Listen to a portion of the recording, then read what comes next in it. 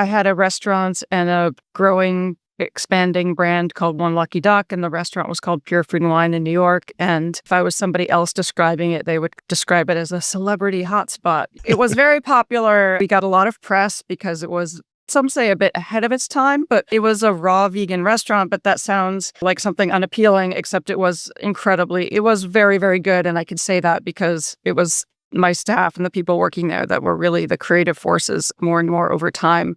So I'm complimenting them, not myself. But it was a really amazing restaurant. And I was in that position where people kept coming to me about expanding and growing. And having worked in private equity in the past myself, I was very wary of certain types of investors.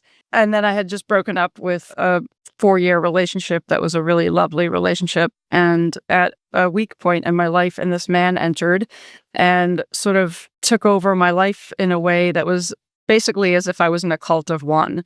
And people very often don't understand, how does that happen to somebody who's intelligent, went to a good school, started a business? They don't understand how that happens, but it does happen. And it led to the complete destruction of my business, to it appearing to have been my fault or intentional. And then criminal charges filed, to which I pled guilty because I didn't really have another option. And I spent 4 months at Rikers, and I knew pretty immediately that I would write the story. And I started writing sort of immediately after I got out of jail. And that's sort of where the 8 years started.